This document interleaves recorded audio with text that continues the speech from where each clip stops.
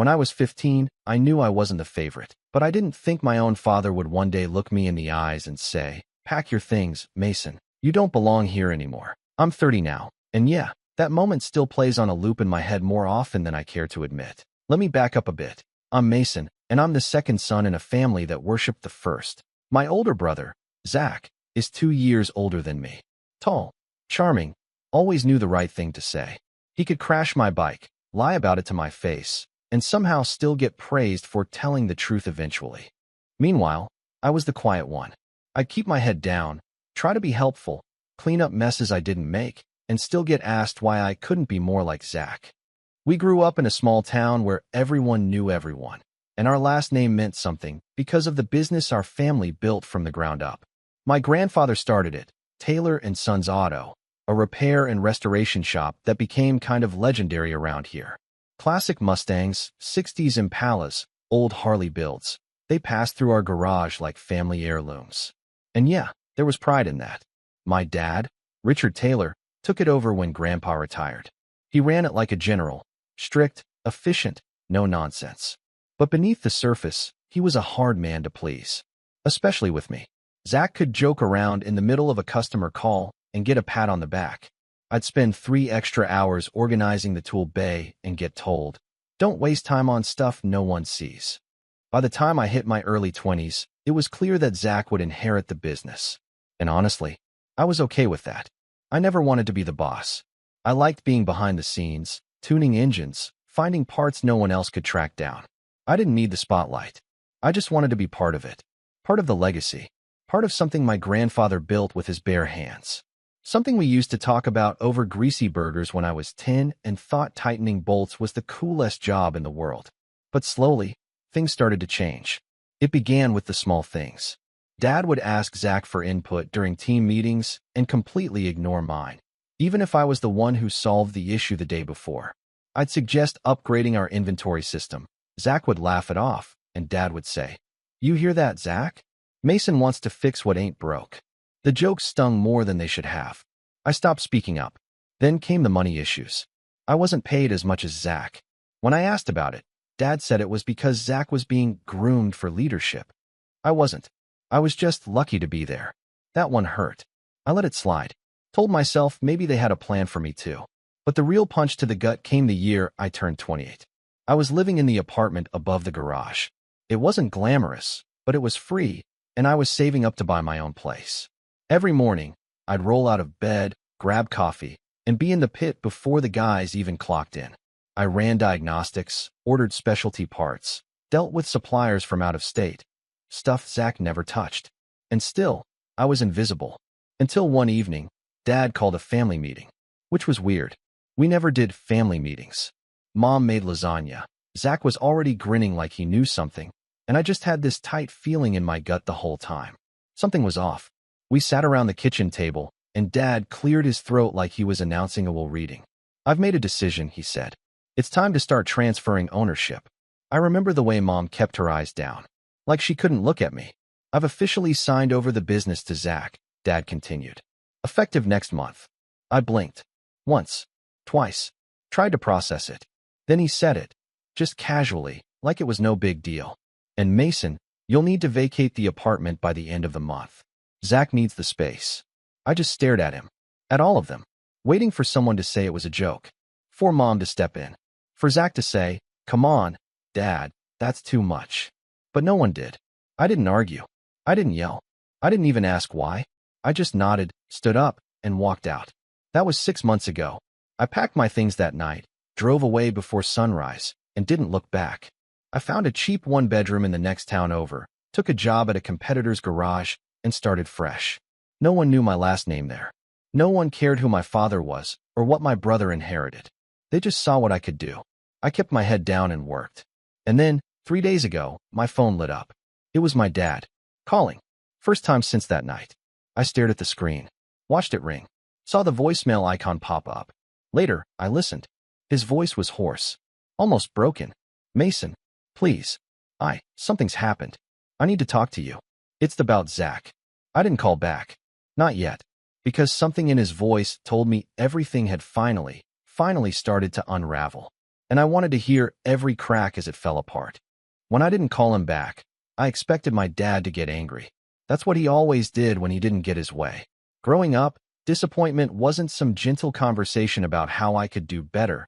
It was the cold shoulder, snide remarks, sometimes even public shaming in front of Zach. But this time, he didn't lash out. He called again the next day, left another voicemail. This time, he didn't bother hiding the desperation in his voice. Mason, please. I don't know who else to turn to. Just call me back. I made a mistake. I played that one twice. Funny how it takes a mistake to realize who you pushed away. But I wasn't ready to give him anything yet. Not a call, not a visit, not even a text. I needed to sit with it, to make sure I wasn't walking back into another storm pretending to be a family dinner. Because here's the truth.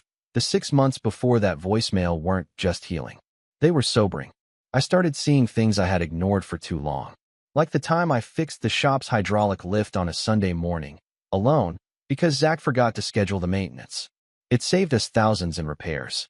Dad didn't say thanks. Instead, he asked why I hadn't also swept the floor while I was at it. Or the Christmas before that, when Zach got a Rolex, and I got a $25 gas card and a handshake. Not that I needed the money or the watch, but you notice the imbalance. You remember it, especially when your name isn't even written on the card. But none of that compared to what happened the week after my 29th birthday. I had just gotten back from visiting an out-of-town supplier. Drove 5 hours straight to pick up a rare 69 GTO part we needed for a big-ticket client. Zach was supposed to handle it, but he'd gone off to Tahoe with his girlfriend for the weekend and left me with a scribbled list and zero context. When I dropped the part off at the shop Monday morning, I walked in and found Zach holding court in the office, feet on the desk, sipping his overpriced cold brew like he ran the world. Dad was sitting next to him, laughing at some story I had probably lived through, and he was now retelling like it was his idea. When they saw me, Zach gave a lazy wave. Hey man, you get the part. I held it up, still in the box. Dad clapped once. That's my boy. Always reliable. I almost smiled. Almost. Until he added, it's good to have someone like you supporting Zach's leadership. Not everyone's meant to lead, and that's okay. It was like being kicked in the chest. Supporting Zach's leadership. As if I hadn't just driven 10 hours round trip because Zach bailed. As if I hadn't spent every weekend for the past year picking up the slack while he played CEO on Instagram. I went back to the apartment above the garage and started packing that night. Dad called it bad timing. Said I was overreacting. Zach told me I needed a reality check because Dad's just trying to do what's best for the company. So I left. No fight. No tears. I didn't even slam the door. I just quietly walked away from the family that never saw me unless they needed something. That was my breaking point. Or so I thought. Fast forward 6 months to the voicemail. The one where Dad sounded like he'd swallowed broken glass. I still hadn't called him back. But curiosity started gnawing at me. Not concern, just curiosity. Because if Dad was calling me for help, something must have gone seriously sideways. So I did something I hadn't done in months. I drove back into town. Didn't go to the shop. Just parked across the street from the old diner where mechanics used to grab lunch. It was still there, still had the same cracked sign and the best chili dogs you'd ever eat at 1 a.m. I sat in my car and watched. Around noon, I saw one of the old guys, Pete, walk out with a to-go bag. Pete had been working at Taylor & Sons since before I could drive. Solid guy. Liked to call me Little Wrench when I was a kid. I rolled down my window. He spotted me and blinked like he wasn't sure if I was real. Then he smiled. Mason, thought you vanished. Hey, Pete. Just passing through. He came over to the car, leaned down. You heard then? I frowned. Heard what? He let out a low whistle. Man, your brother's made a mess. My stomach dropped. What kind of mess? Pete looked around, like someone might overhear. You didn't hear it from me, okay? But Zach's been bleeding the business dry. Fancy parties, personal trips charged to the shop, consulting fees for people who don't exist. Couple vendors haven't been paid in months. Customers are pulling their cars. Place is hanging on by a thread. I sat back in my seat. And there it was. The beginning of the unraveling. I thanked Pete and drove off. Didn't go to see my dad.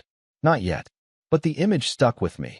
The garage, once buzzing with machines and cigarette smoke and country rock, now quiet. Empty bays. Customers gone. The legacy fading. And for once, I didn't feel guilty. I felt something else. Something closer to clarity. That night, I listened to the third voicemail, the one where my dad finally admitted the truth. Mason, I should have listened to you. I should have seen it. Zach's in trouble. We're all in trouble. The shop, it's not what it used to be. I need your help. I don't know what else to do. He sounded smaller. Not like the man who once barked at me for using the wrong socket size. He sounded tired, worn down. But he wasn't the only one who had changed. Because while the shop was falling apart, I'd been building something new. The garage I joined after leaving? They saw what I could do. Promoted me in 3 months. I wasn't running things, but I was making decisions, earning respect, and for the first time in my life, feeling like I belonged. And secretly, I'd started something on the side. A YouTube channel, Wrench and Rust. Just me, working on restoration projects, showing people how to bring old cars back to life. The first few videos barely got 10 views. But then one went semi-viral.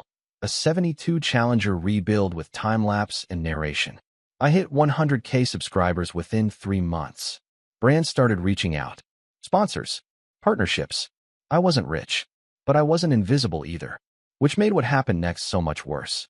Because just as I started to feel like I'd moved on, I got a package in the mail. No return address.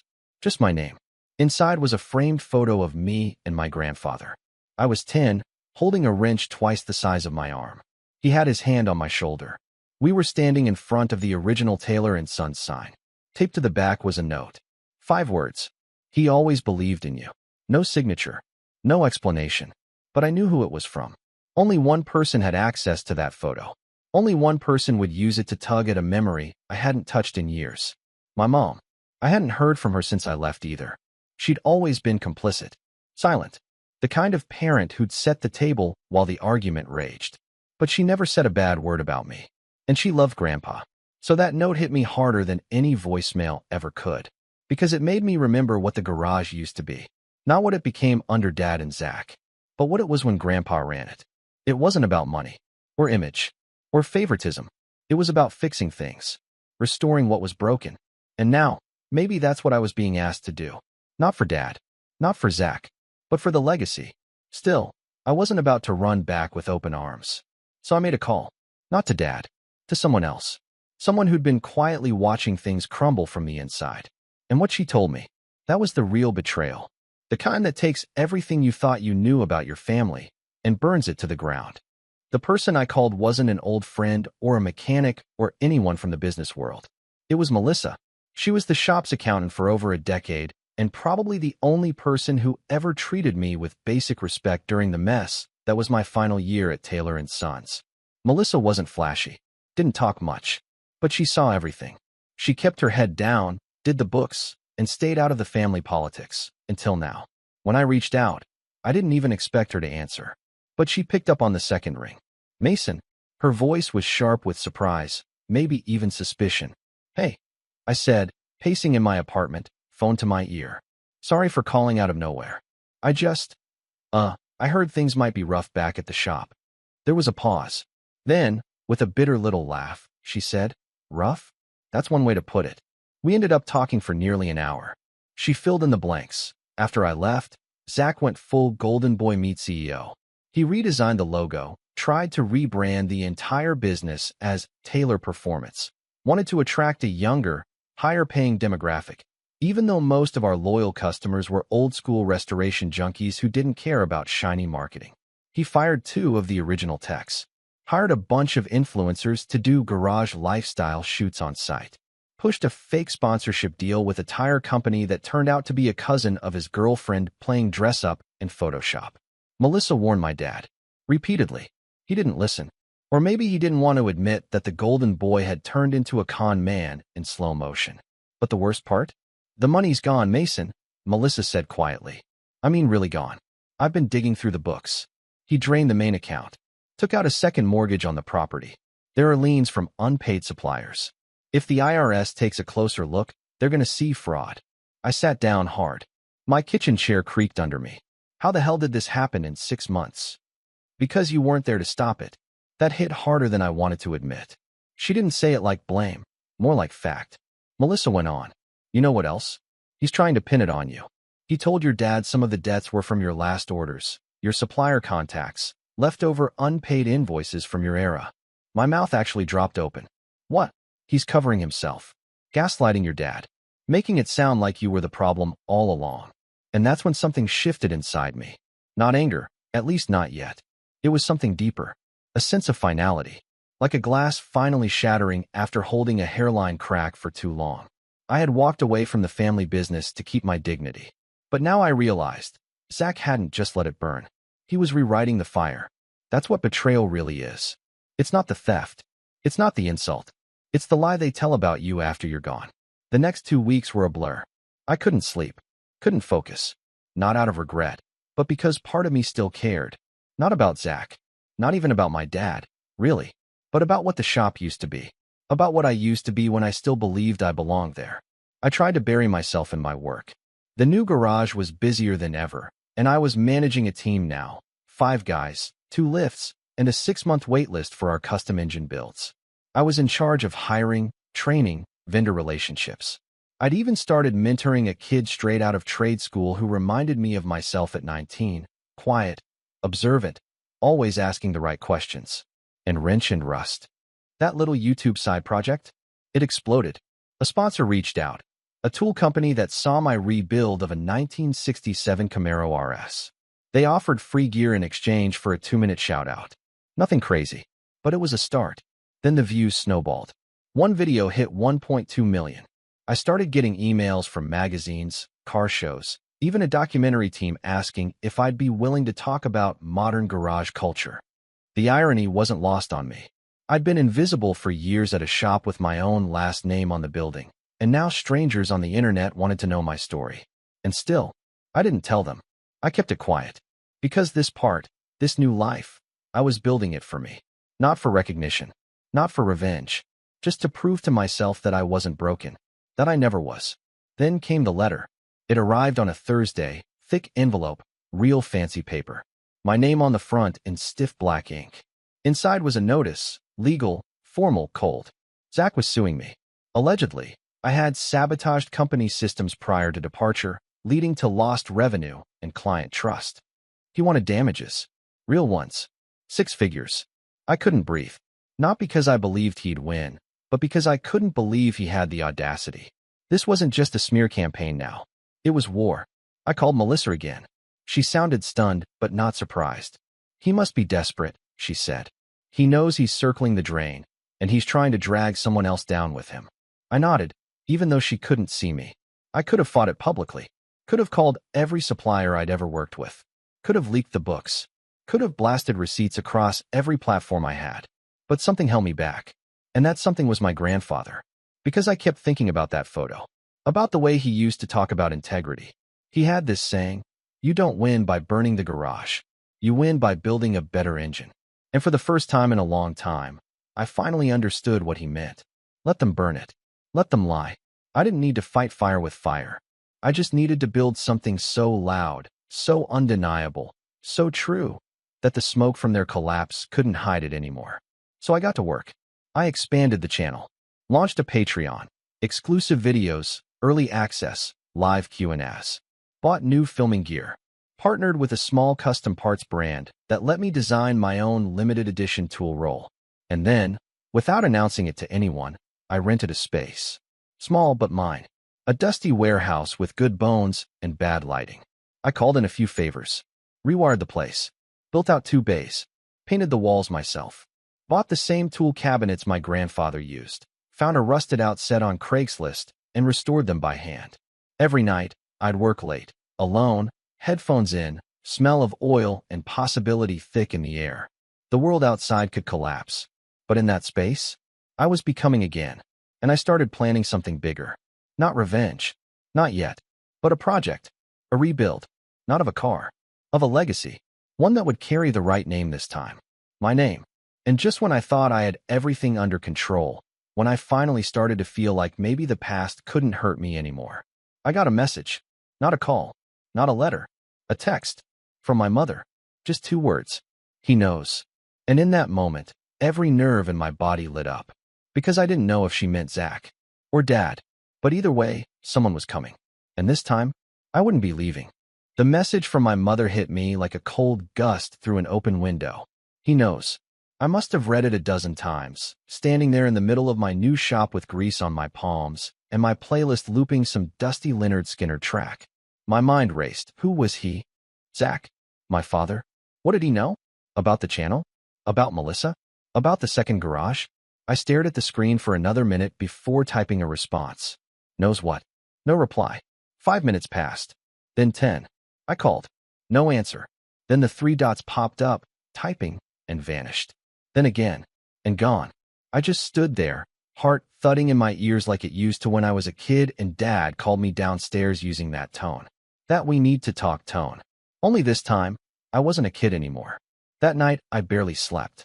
Every worst-case scenario played out in my head. Maybe Zach had discovered Melissa talked to me and threatened her job. Maybe Dad had dug into the channel and figured out I'd been profiting off what he still thought was his legacy. Maybe they were planning to sue me again, but louder this time, dragging my name through the mud in front of actual media outlets now that I had some kind of following. But then the more dangerous thought crept in. Maybe he wanted something. Something only I could give. The next morning, I drove out to the old neighborhood. Not to the shop, but the outskirts. A place where self-service dropped and nobody ever checked their mailbox. There's a storage unit there I've kept for years. Originally just for extra tools and some of Grandpa's old stuff after he passed. But lately, I'd started storing more strategic things. Boxes of documents, printouts, bank records, even a few video backups I'd quietly made after talking to Melissa. Because part of me always knew this wasn't over. Inside that metal-walled box of dust and nostalgia, I found what I needed, my grandfather's old ledger. Not digital, not online, just paper, pencil, smudged fingerprints, and scribbled dates. It was the original record-keeping book from the first 2 decades of Taylor & Sons, back when he still worked 7 days a week and used nicknames for clients in the margins. It reminded me of who the business was supposed to serve, of what we'd lost when it became about image over integrity. And it reminded me of who I used to be. Not angry, not bitter, just capable.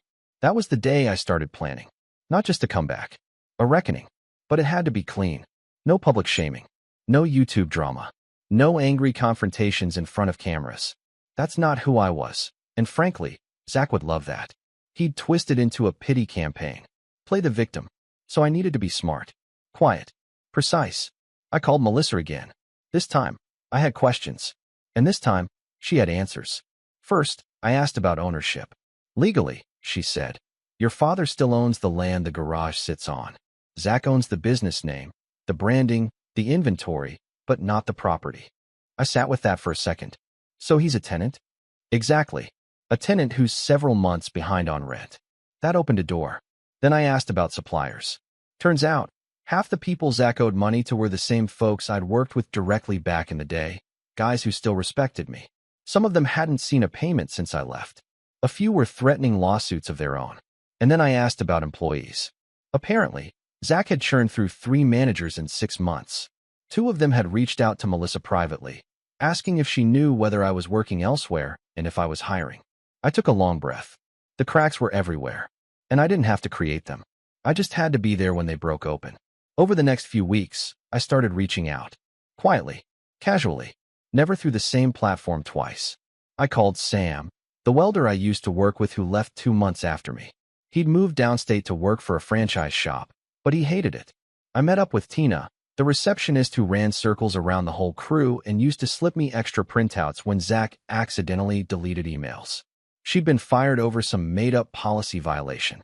She hugged me like I was family when she saw me. And I visited one of our oldest clients, Mr. Hawkins, the classic Ford collector who used to drop off battered beauties for us to bring back from the dead. He was in his late 70s now, still sharp, still driving the Thunderbird we restored together 5 years ago. I don't go there no more, he told me, sipping coffee on his porch. They lost my trust. Lost the paper trail on my Fairlane. Claimed they never quoted me. I didn't say anything. Just listened. Whole place feels different now, he said. Like it's got no soul. You ever open up your own place, Mason, you let me know. I'll bring every last car I got. That sealed it. I sat in my office that weekend, lights dim, screens glowing. I looked at the plans I'd sketched on a whiteboard the night I signed the lease to my own garage. Back then, I'd written a single word at the top, legacy. Now I circled it. Then I made some calls. I wasn't just building a repair shop anymore. I was launching a restoration collective, a space for classic builds, custom engine work, live-stream projects, and walk-in repairs, all under one roof. But it wasn't about the money or the flash. It was about building what my grandfather dreamed of. And it was about timing, because I knew something Zach didn't. In 2 weeks, the town would host the annual Founders Auto Fair, a car expo, swap meet, and networking event rolled into one. It was the biggest local event of the year. Every vendor, enthusiast, and vintage nut would be there. And Taylor & Sons had been blacklisted. Apparently, after last year's disaster, a no-show booth and several angry customers demanding refunds, the organizers had had enough. But me? I applied under my new brand, Wrench and Rust Restorations. And I didn't just get in. They gave me center booth placement. I invested nearly every spare dollar I had. I bought signage, printed business cards, built a mobile engine rig so I could do live rebuild demos, partnered with a coffee truck for cross-promotion, even got a drone team to shoot footage for a promo trailer. Melissa agreed to help with logistics, and Tina offered to run the booth with me. It was all lining up, but I wasn't done yet, because the final piece was the property. I drove out to see the landlord of the Taylor & Sons building, a quiet guy named Mr. Costa who'd inherited the property from his father. We'd spoken a few times over the years, mostly about rent checks and minor repairs. I brought him coffee, sat down, and asked a simple question. What would it take to buy the lot? He looked at me for a long moment. You serious? Very. He leaned back. Zach's still there. Not for long. Costa drummed his fingers on the table. I've been waiting for someone to take this place seriously. I got other properties now. If you're offering a clean buyout, I'm listening. And just like that, it became possible. I went home that night and ran the numbers. It would be tight. I'd have to cash out some of my savings. Maybe delay expansion. Maybe take on a small investor.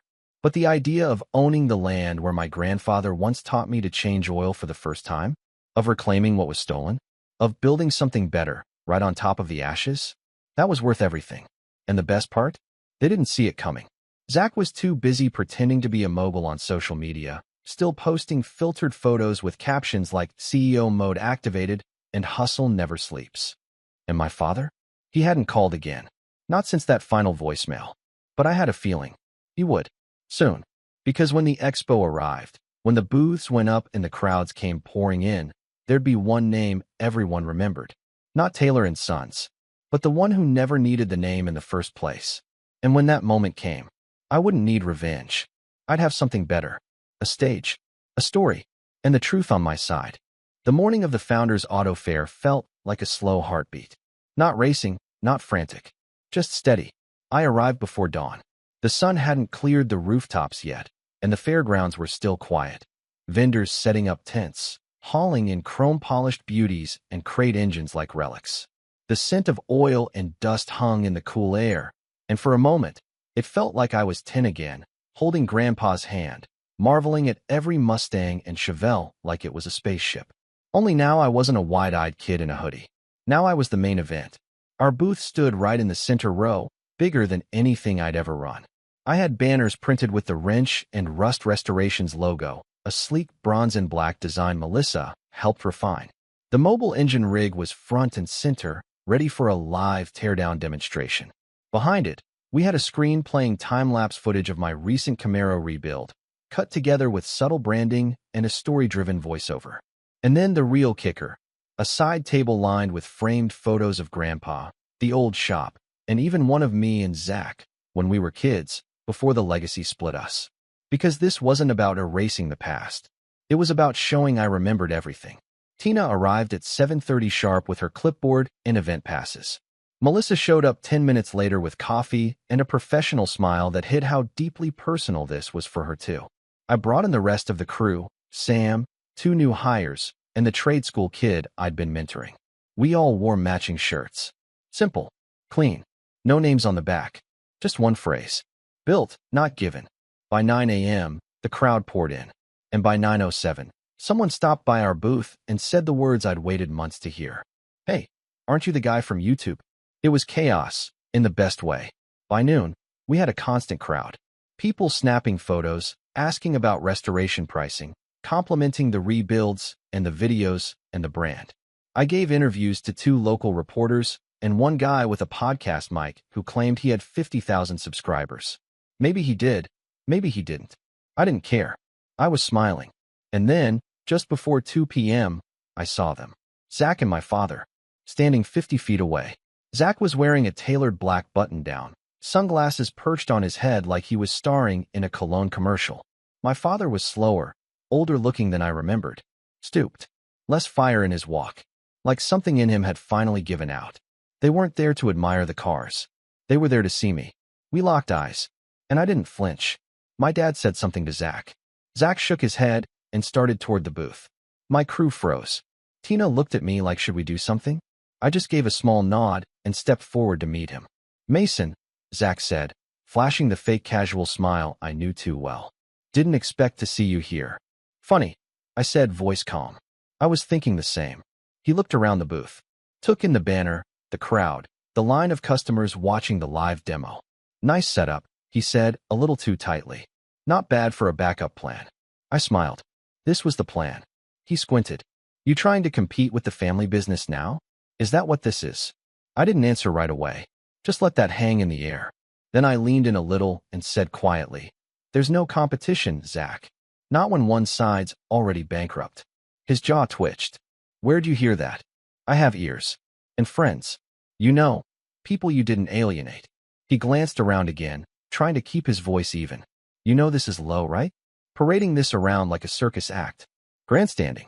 I'm not grandstanding, I said. I'm building. The difference is, I didn't have to tear down a legacy to do it. His face darkened. You think Dad's gonna let this slide?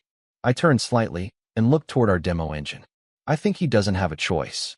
And right on cue, like some script written by fate, my dad finally stepped forward. Mason. His voice was low, rough. I turned to face him.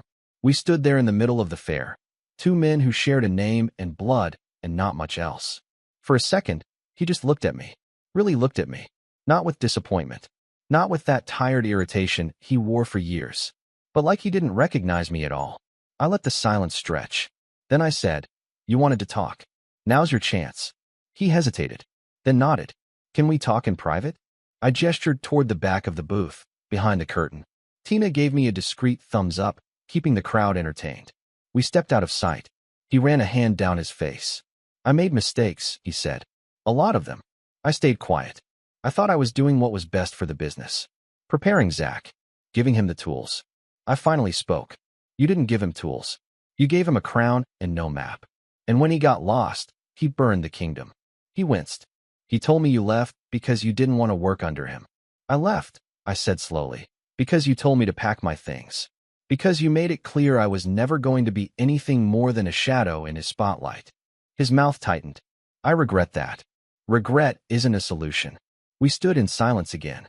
Then he said, quietly, he's in over his head. The shop's nearly gone. I can't fix it. I was hoping maybe you could step in. Help right the ship. I blinked. Then laughed, just once. You want me to save it? It's your legacy too, he said. Your grandfather built it for both of you. No, I said. Grandpa built it to last. You handed it to a guy who treated it like a toy. And now it's broken. He swallowed. I'm asking for your help. And I'm saying no. His eyes flinched at that. But I wasn't done. I made my own shop. My own team. I don't need to fix what you destroyed. Then I pulled a small envelope from my jacket pocket and handed it to him. What's this? An offer. He opened it. Read the first line. His eyes widened. You want to buy the building? I already made a deal with Costa, I said. You're months behind on rent.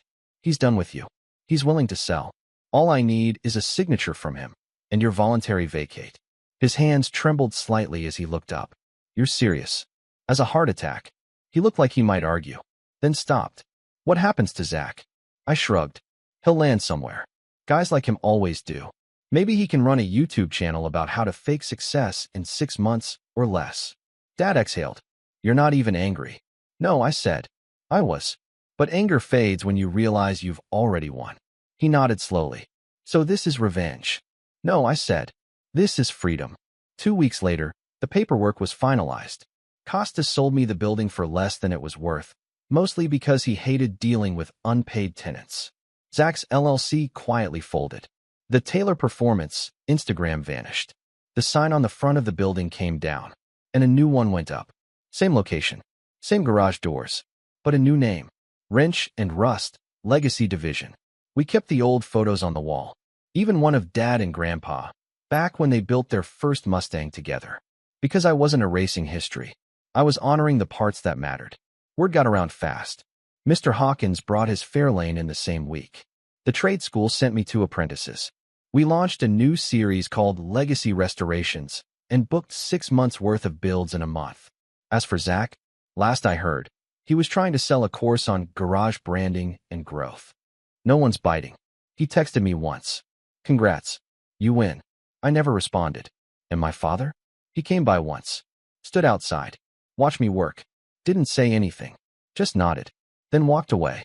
It was enough. Because in the end, I didn't need his words. I had something better. I had peace.